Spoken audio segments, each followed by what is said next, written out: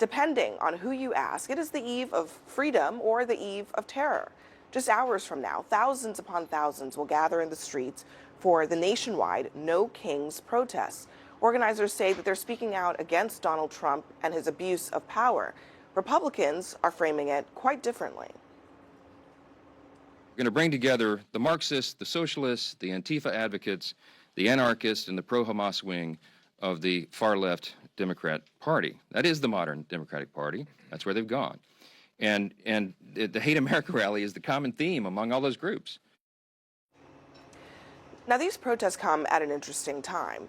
The government is still shut down, 3 weeks now. Both sides aren't even talking, and now top Democrats are going after Caroline Leavitt for some extreme accusations that she leveled against the party's base.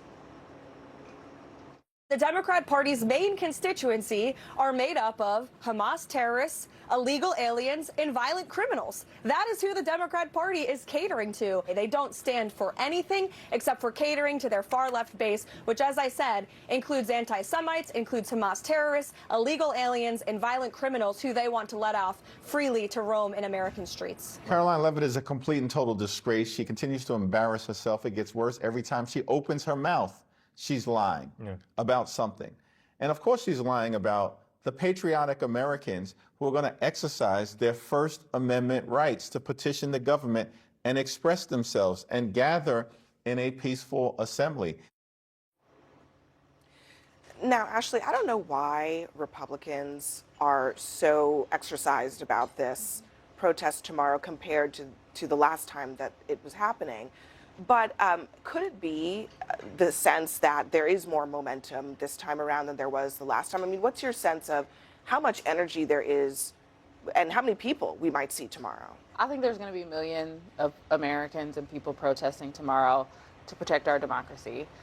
I think that the reason why Republicans are paying attention now is because the last time the No Kings protest took place, it was on Donald Trump's birthday, and he thought millions of people were going to show up for that, and they didn't, and instead they showed up for protests that day.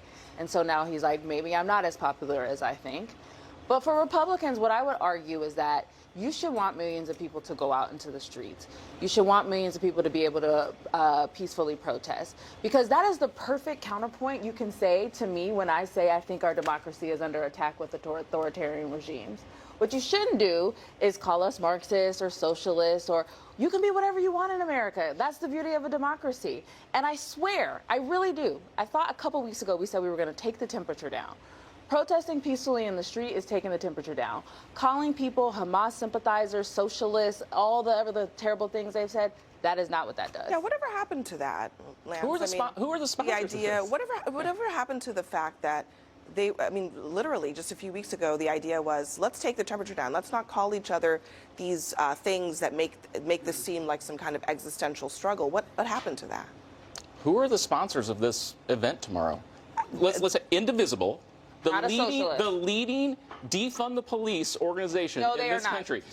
Jewish Voice. Indivisible is not the leading defund the police. That is like 100% factually are. incorrect. They were for years to defund the police. No, they weren't. That's Jewish wrong. Voice Check for your Peace source. is a Hamas sympathetic group. They pal around with Students for Justice for Palestine, another Hamas funded organization. They're not the lead These are the protesters. organizations. George Soros funded organizations. They're the most radical left-wing groups that are sponsoring it.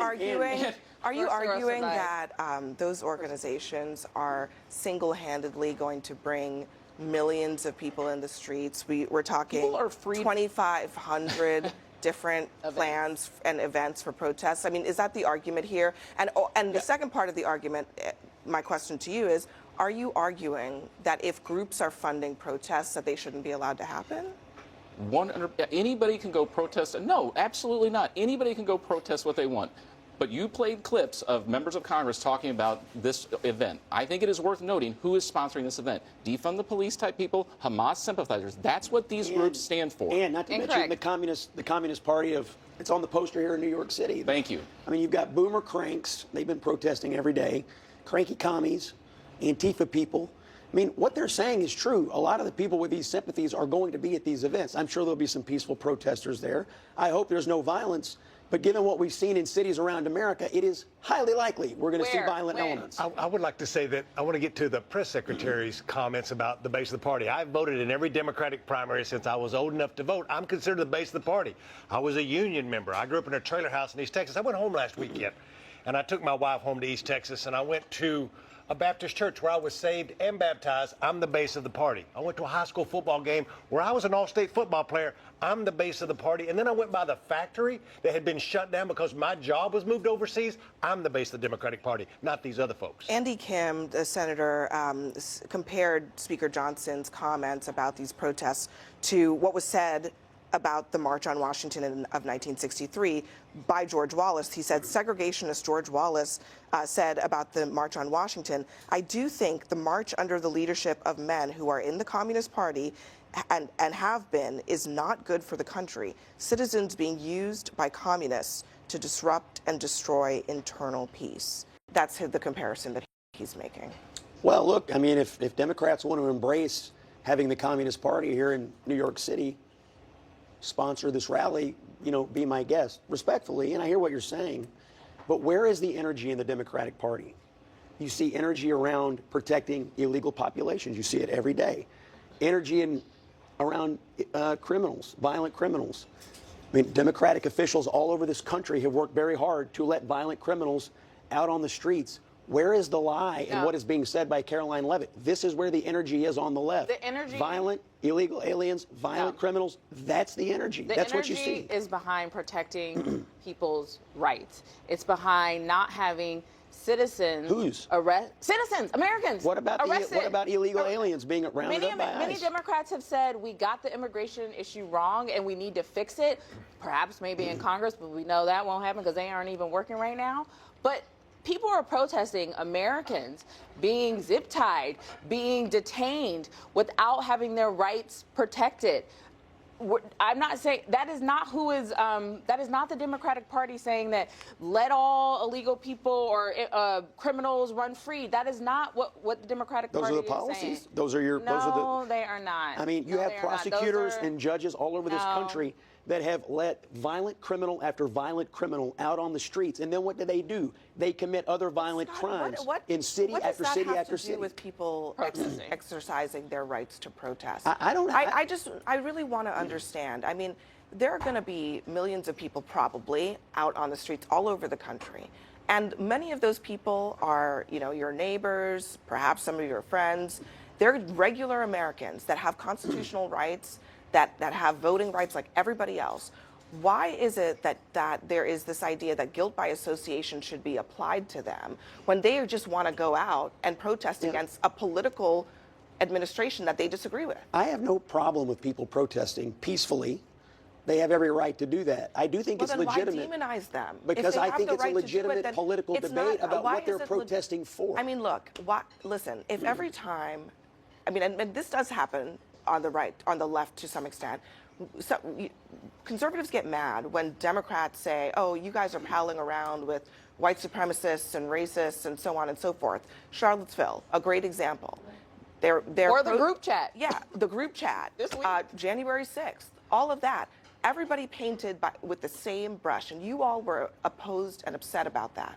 Why are you applying then that same thing in this situation? Again, if they want to protest peacefully, that's perfectly fine. It is perfectly legitimate political debate for Republicans to say, what exactly are they protesting? They are mad that Donald Trump is enforcing federal immigration law.